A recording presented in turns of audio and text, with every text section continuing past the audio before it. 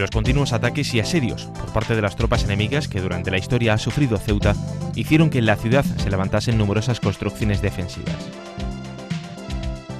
Las más importantes de ellas son las murallas sanreales, que junto con su foso protegían el flanco oeste del istmo. Pero además se levantaron otras en el campo exterior, entre las que destacan las murallas merínidas y las torres neomedievales. En el Monte Hacho las más importantes son la fortaleza del mismo nombre y el castillo del Desnarigado.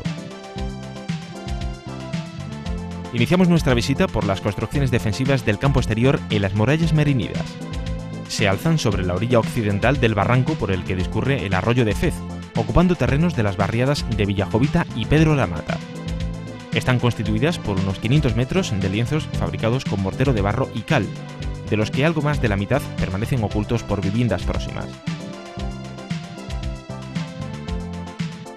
Destacan sus 7 torres almenadas de 16 metros de altura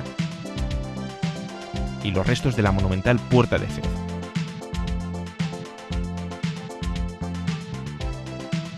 El sultán merinida Abu Said en 1328 ordenó la construcción fuera de la ciudad de un amplio recinto amurallado de 1500 metros de perímetro y 30 hectáreas de superficie, llamado Al-Fraj. Su utilidad sería la de refugio a los forasteros, comerciantes y tropas que se vieran obligadas a pasar la noche fuera del casco urbano de la ciudad medieval. Al mismo tiempo, constituía el primer elemento de su defensa adelantada. Las torres neomedievales se construyeron en las cimas más altas de Sierra Bullones entre los años 1860 y 1870, una vez terminada la Guerra de África y delimitada la nueva frontera de Ceuta con Marruecos, sirviendo para vigilar la línea fronteriza y prevenir ataques.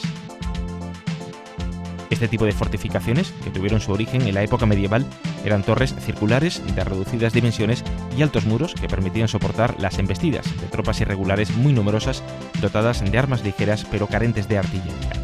Se construyeron 8 fortines: los de Benzú, Aranguren, Renegado, Anchera, Isabel II, San Francisco de Asís, Piniés y Mendizábal, con una capacidad, según su tamaño, de entre 14 y 100 personas.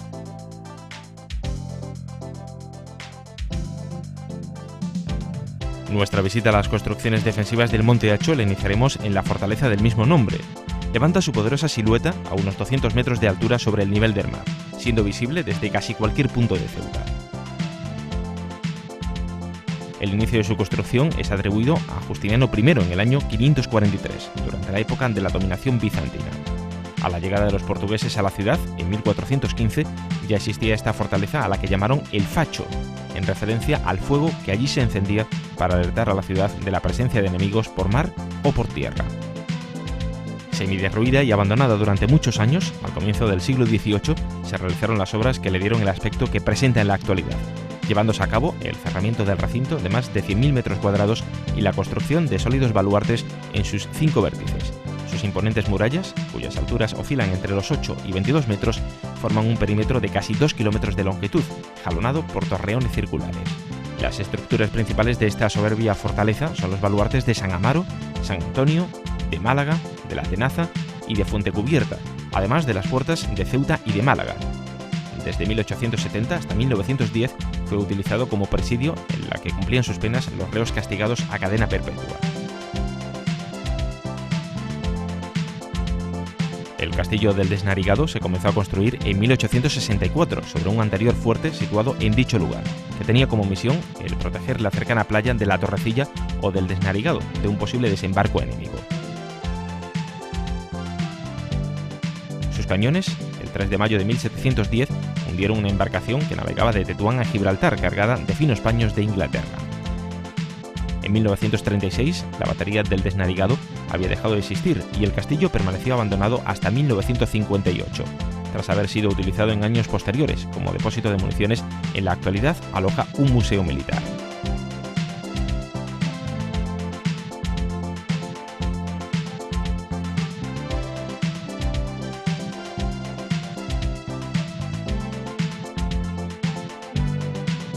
El castillo, de 1.280 metros cuadrados de superficie, consta de 2 cuerpos unidos mediante un muro donde se encuentra la puerta principal. El cuerpo izquierdo servía de alojamiento a la guarnición y el derecho estaba compuesto por 5 bóvedas, 4 de ellas abiertas al exterior que servían de emplazamiento de las piezas de artillería y una quinta que alojaba el polvorín. En el patio interior se aloja un pozo bajo el cual existe un aljibe que recogía el agua de lluvia.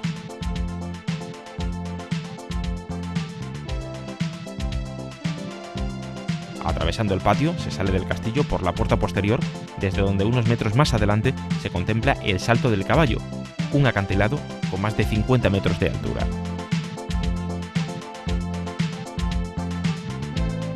Las ruinas de los baños árabes se encuentran situadas en la Plaza de la Paz, junto al Paseo de la Marina.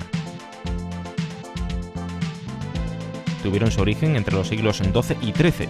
En el siglo XIV se amplían y un siglo después, tras la conquista portuguesa, los baños son expoliados, aunque el edificio sigue en uso, al menos parcialmente.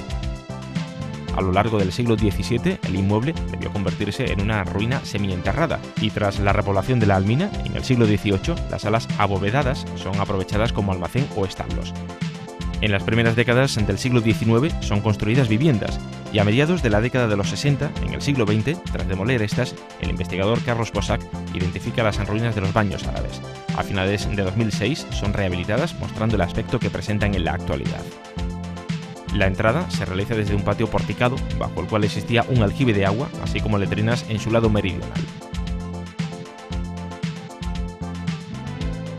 Se accede a la sala fría por una puerta con arco de herradura. En los laterales norte y sur de esta sala encontramos arquerías, estando cubiertas por una bóveda de cañón e iluminada por lucernas cuadrangulares. En el siglo XIV se amplió hacia el oeste, accediéndose a través de un arco de herradura y encontrándose cubierta por una bóveda de aristas, con 2 espacios laterales y lucernas estrelladas. El suelo de esta nueva sala estaba más elevado y probablemente realizado en mármol. Desde la sala fría se accedía a la sala templada, a través de un vano cuyos restos apenas se han conservado.